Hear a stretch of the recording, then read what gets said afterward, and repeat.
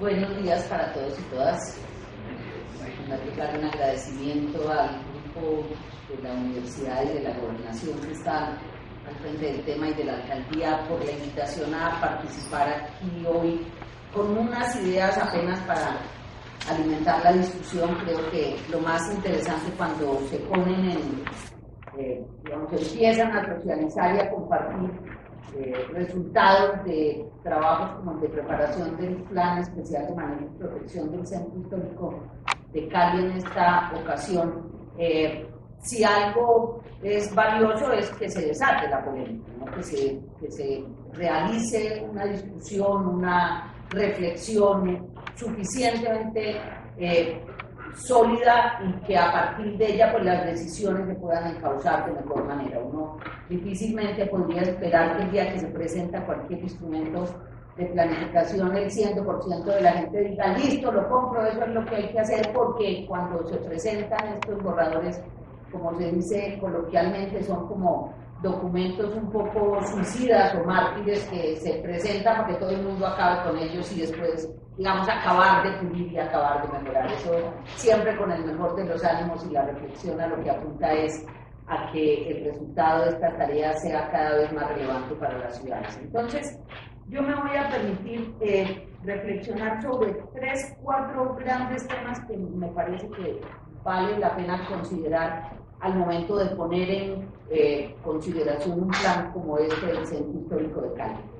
Y el primero es una pregunta que más que con el Centro Histórico tiene que ver con la ciudad misma, porque las reflexiones que veníamos haciendo sobre cómo ordenar la ciudad, si planearla o no, qué planear, si dejar que el mercado actúe, hasta dónde, todo ese tipo de cosas tenía unas respuestas antes del 2008 y antes de la crisis que estamos viviendo, y tiene otra respuesta durante y después de la crisis en la que estamos metidos.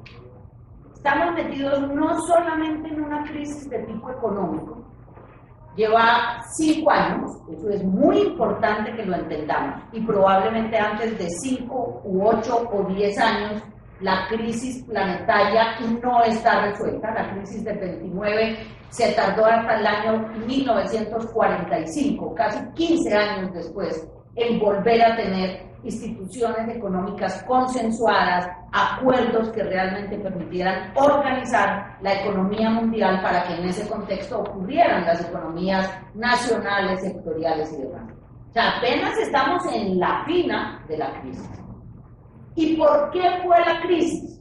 Por 2 razones que ya cantaron suficientemente, que llegaron al límite. La primera, porque la naturaleza dijo: yo no aguanto más. La forma en que están realizando la ocupación, la habilitación, la habitación del territorio ya no la recibe. La última manifestación de eso fue la semana pasada en Buenos Aires. 60 muertos por inundaciones causadas por el mal urbanismo, no nos digamos mentiras, por haber ocupado el territorio bajo consideraciones eminentemente de rentabilidad del corto plazo para los dueños de la tierra y los productores de vivienda, y punto. Que lo demás le quede de problemas a los demás, al Estado, a los ciudadanos del mañana, a los chiquitos, a los viejitos.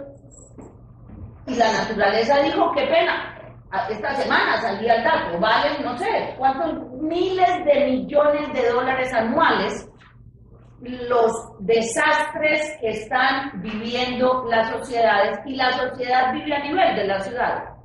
La gente vive en ciudades, barrios, y el costo es bastante alto, y repito, es un costo asociado a la saturación, a la extralimitación, a la utilización excesiva del suelo, sin consideración alguna sobre lo que hace sostenible la habilitación y la habitación del suelo. Es profeso, no digo ocupación, porque ocupación es un término militar y uno tendría que borrar todo ese tipo de nociones de la guerra en la, digamos, en la definición de modelos de vida urbana y regional. Pero la otra cosa que estalló en la crisis fue la economía, que dijo: qué pena, es que cuando ustedes calculan las ganancias y no los costos, cuando ustedes solo calculan el beneficio y no la carga, yo llego a un punto en que ya no puedo. O sea, si toda ganancia es privada y toda pérdida es pública, ya no damos más. Porque lo que ocurrió entre 1980, y que en paz descanse la señora Thatcher, que se inventó el cuentico, pero lo que pasó entre 1980 y el año 2010 fue que la desregulación de la economía permitió que se desataran avaricias, angurrias, ayudos de un tamaño tal que la especulación nos reventó a todos. Qué pena. Armaron burbujas. El señor Madoff y DMG, Interbolsa y los señores de los grandes bancos europeos. O sea, el tema fue general. Y entonces, la crisis apenas, estamos ahí como a la primera parte de la crisis. Y la crisis que puso en cuestión un modelo de desarrollo social, económico, ambiental, de construcción de ciudades que no reconoce que cuando hay beneficios, esos beneficios pagan por las cargas para garantizar que al mediano y largo plazo el beneficio se siga teniendo. Eso es durísimo. Y eso lo quiero decir porque escuchaba la afirmación de lo difícil que es establecer la plusvalía, complicadísimo. En sociedades feudales cobrarle a los dueños de la tierra es casi imposible. Pero es que mientras no le cobran a los dueños de la tierra no hay capitalismo ni modernidad. Nosotros podemos andar vestidos de blue jeans, en tenis, con carros modernos, pero si no estamos pagando plusvalía, qué pena, somos feudales. De los que creen que como mi Dios y el Papa nos dieron la tierra, yo tengo derechos adquiridos y no pago, que paguen los demás. ¿Quién dijo? Eso se acabó hace 200 o 300 años en el mundo. Las reformas de la modernidad van a gravar a los dueños de la tierra. ¿Por qué? Porque son el 2% de la humanidad con el 80-60% de la tierra. Porque es concentración de la riqueza. Y en un mundo de 6.000 millones de personas no ha lugar a la concentración. ¿Por qué? Porque es que los que se quedan con toda la tierra no contribuyen productiva y creativamente al desarrollo de la sociedad. Tienen que pagar, que es muy duro. Ah, sí, pero es que ¿quién dijo que la democracia se establece con facilidad? Lo fácil es dejar los sistemas como están, pero cuando uno ve que los sistemas producen sociedades tan distorsionadas como la actual, ¿hasta cuándo seguimos ahí? Hacer ciudad en bloque es dificilísimo, la gente quiere hacer ciudad predio a predio, pero ¿qué ciudad se hace predio a predio? ¿Qué renovación urbana puede producir una ciudad buena predio a predio? La renovación urbana solo produce buena ciudad si la hago en grandes bloques de ciudad. Si logro hacer integración de predios para que al cambiar el uso, la intensidad de uso realmente me aporte espacio público, nuevas áreas, si no, ¿para qué? Lo mismo, pero más alto, ¿qué ciudad de calidad puede ser eso? Difícil, así, pero es que el que sepa que está metido en el gobierno sabe que eso es difícil, y si le parece difícil, pues sálgase para mí. Porque no se eligen gobernantes y se pagan lo que se pagan los gobernantes para que digan que la vaina es difícil, no es para que hagan lo difícil, para que construyan los consensos, sino para qué. El poder para seguir manteniendo el statu quo con los resultados que estamos viendo. ¿Queremos otra tragedia como la del año 2011? Allá vamos a repetirla cada 2 años, más o menos. O cambiamos de forma de hacer ciudad, o cambiamos de forma de llegar a los acuerdos sobre cómo se reparten las rentas por hacer ciudad, o realmente todo lo que hagamos va a seguir enriqueciendo a unos pocos y no va a permitir que realmente se dé la equidad y el equilibrio en la construcción de ciudad. El segundo elemento que yo quisiera señalar, además de esta crisis de contexto que hace que pensar hoy cómo se va a construir ciudad, hoy y hacia futuro sea cada vez más difícil, más duro, más necesariamente más riguroso, porque las consecuencias de la mala construcción de ciudad ya son realmente alarmantes. Pero el segundo elemento tiene que ver con que es que la ciudad cambió la función estructuralmente. Las ciudades que nosotros tenemos hoy construidas son una ciudad rezago de la época agrícola, agraria, y alguna evidencia de ciudad industrial, pero esto ya no es industrial hace años. El mundo se llama neoterciario. Estamos metidos en el mundo de los servicios hace rato. Entonces, las ciudades ya no tienen que responder a la pregunta cómo llevo gente que trabaja, que vive en un lado, al sitio de trabajo en otro. Las ciudades hoy hay que construirlas para mover gente en todos los sentidos y para todos los planos. Porque hay gente que sale a trabajar por la mañana, otra al mediodía y otra en la noche. Hay gente que va a trabajar en temas agrícolas, otro de temas de servicios, otros industriales, otros van para la academia. O sea, los movimientos de la ciudad neoterciaria son completamente distintos. Y eso da un elemento muy interesante para pensar las ciudades que tienen centro, que están en procesos de expansión y a las que les va a parecer una cosa que llaman los teóricos las ciudades policéntricas. Y es que las ciudades contemporáneas ya no tienen todas las cosas puestas en un solo sitio, sino que tienen varios centros. Y una de las formas de crecer racionalmente es permitiendo la aparición de centralidades que van cumpliendo una función de redistribución, accesibilidad en ciertos tipos de servicios, de equipamientos sociales para evitar la congestión del centro principal. En el caso de ciudades como Bogotá el tema es evidente, o sea, Bogotá tiene su centro histórico y tiene 20 centralidades, casi una por cada localidad.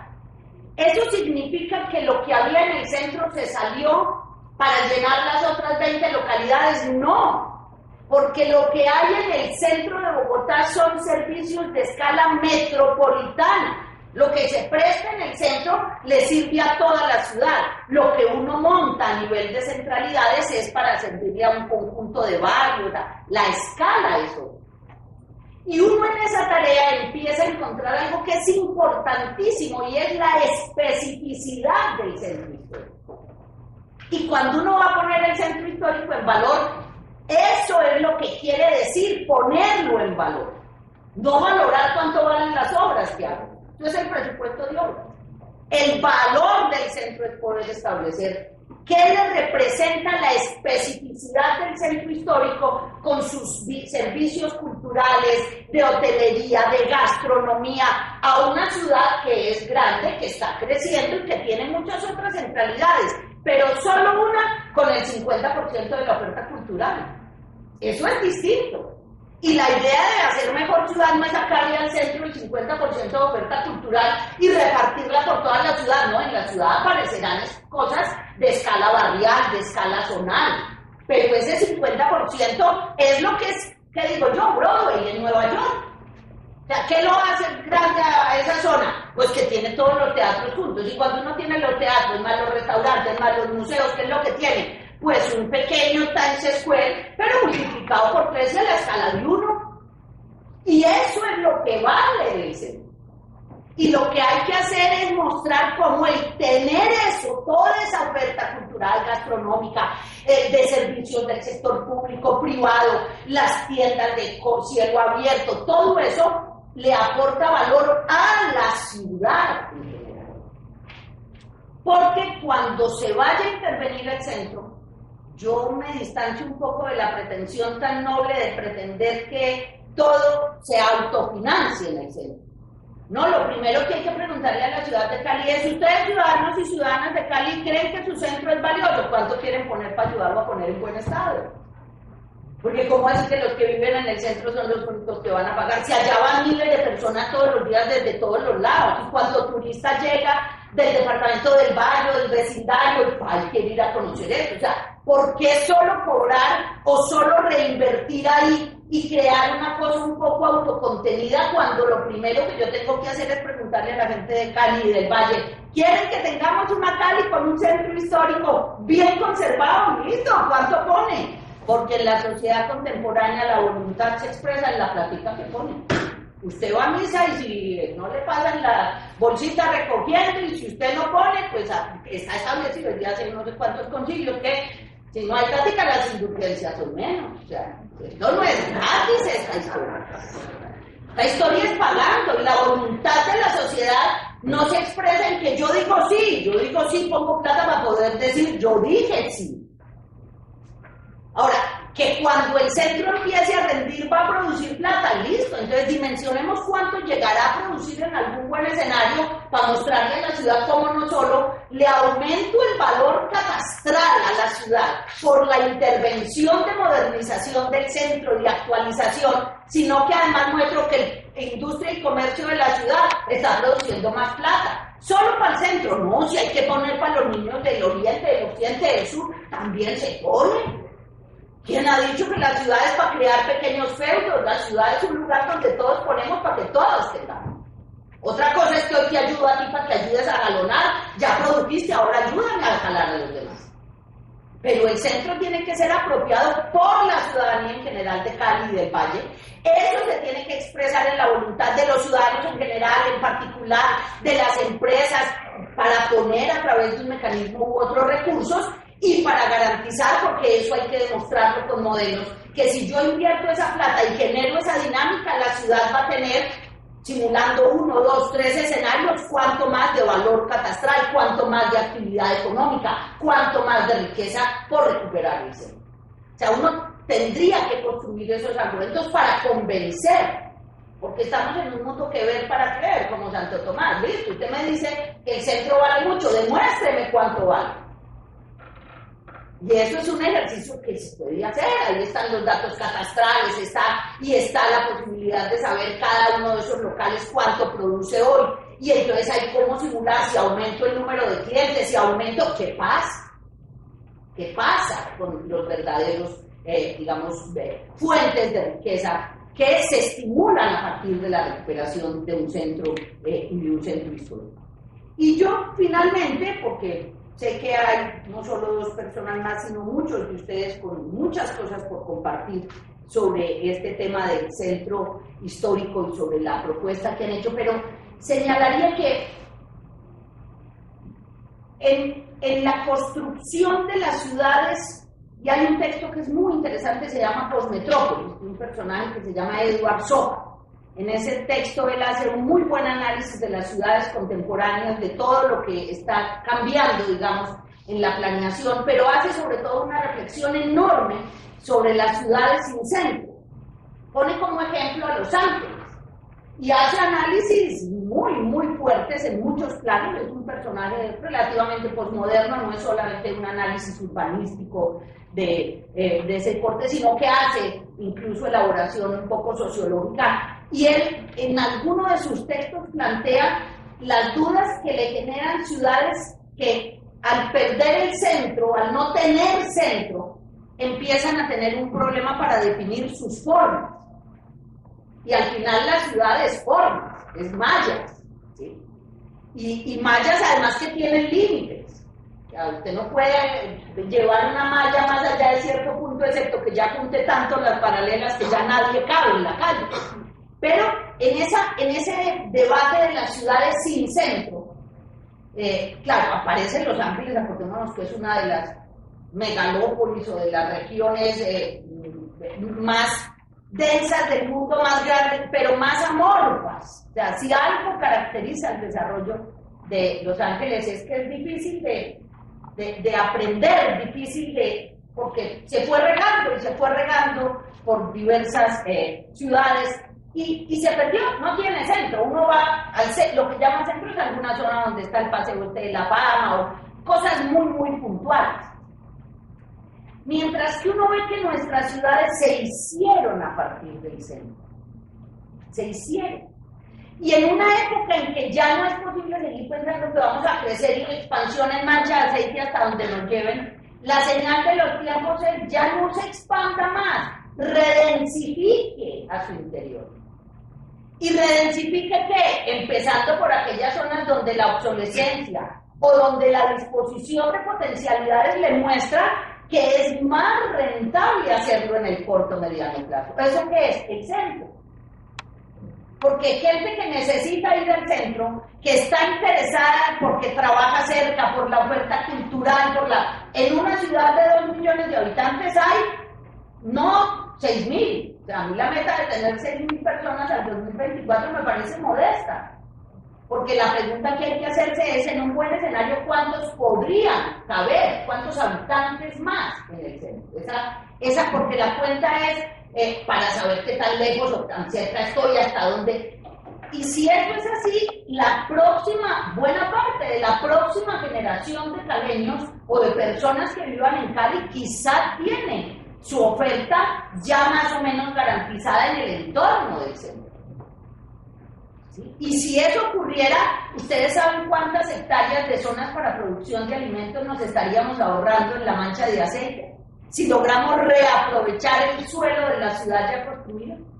Y de la ciudad que además, con esto termino, de la zona de la ciudad además, a partir de la cual se determina el precio de lo demás.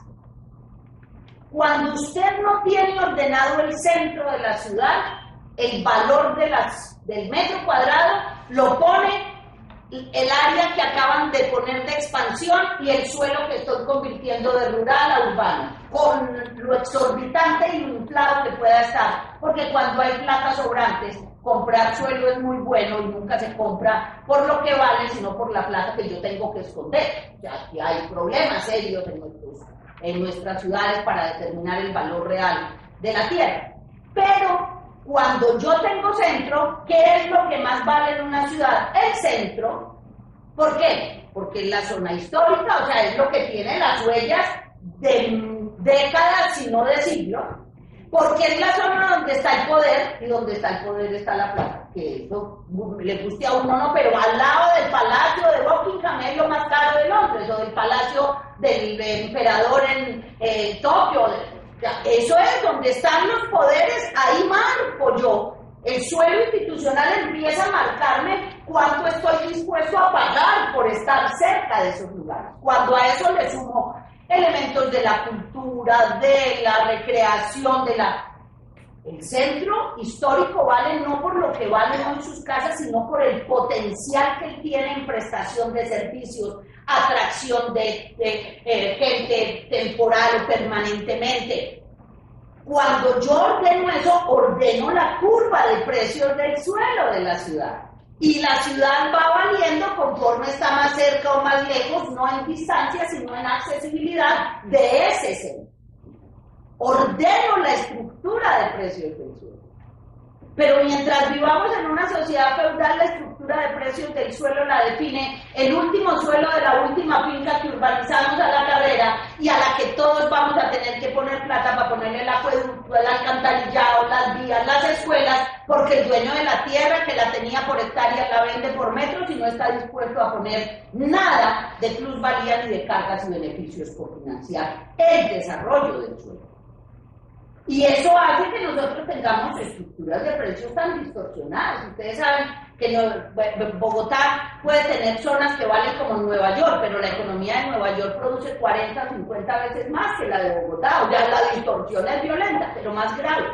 Cartagena vale lo mismo que Bogotá, y Cartagena vale 1/10 parte de lo que vale Bogotá. O sea, ¿qué pasa con nuestra estructura de precios de la tierra? Claro, no la determina el dueño de la tierra que quiere vender, no el Estado regulando seriamente para garantizar suelo para todos.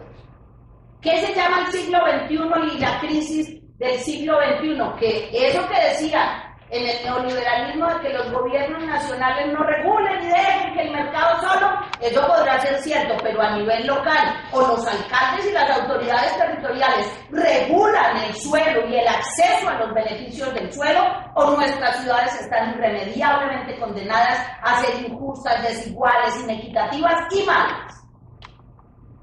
Y finalmente diría, y si esa es la elección, que no vamos a cobrar plusvalías ni cargas y beneficios, y que vamos a hacer que entonces todos los ciudadanos paguen por las pérdidas y las ganancias sigan siendo privadas, yo invito a que no hagamos más planeación ni ordenamiento territorial y le digamos a la sociedad que esto va a ser el infierno y que ellos verán qué hacen en el infierno. Pero no podemos seguir usando la planeación, que es un discurso y una propuesta que tiene tanta posibilidad de ordenar la toma de decisiones para sostener el statu quo y el mismo tipo de decisiones que hemos tomado siempre.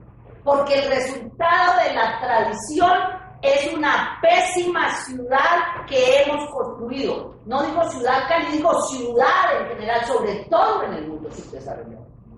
Y seguir pidiéndole a la gente que ayude a construir ciudades en donde van a perecer, donde sus activos no van a valer, donde sus patrimonios se van a perder porque los problemas ambientales y del cambio climático los van a dejar sin nada, es una ociosidad. Es preferible decirle a la gente, corra riesgos usted solito. Sepa que por donde vamos, vamos mal, pero no tenemos voluntad de cambiar, entonces no esperen mejor. Pero si estamos haciendo esfuerzos como los que me constan hechos con el Plan Especial de Manejo y Protección del Centro Histórico de Cali, si estamos en estas reflexiones pensando en hacer mejor ciudad, ojalá se logre involucrar a cada vez más gente con una noción renovada del urbanismo y de lo que significa hacer ciudad. Porque o cambiamos la manera de hacer ciudad o no hay alternativa. La repetición de los eventos del año 2011 va a ser lo usual. Y creo que estamos con demasiada gente como para ofrecerle como alternativa que viva a Maluco. Eso tal vez podría ser una opción en otra época, pero hoy decirle a 2 millones o a 8 o a 46 millones de colombianos, ustedes verán qué hacen, sería un costo demasiado alto. Yo soy muy pesimista, pero como soy tan pesimista, creo que la única forma de combatir los pesimismos son tratando de hacer estos instrumentos, discutiéndolos, pero sobre todo compartiéndolos para que la ciudadanía sepa realmente qué es lo que nos estamos jugando en cada una de estas decisiones. No es solo una propuesta de gobierno, es una forma de hacer ciudad y eso no es un asunto del gobierno, sino sobre todo de la ciudadanía. Muchas gracias.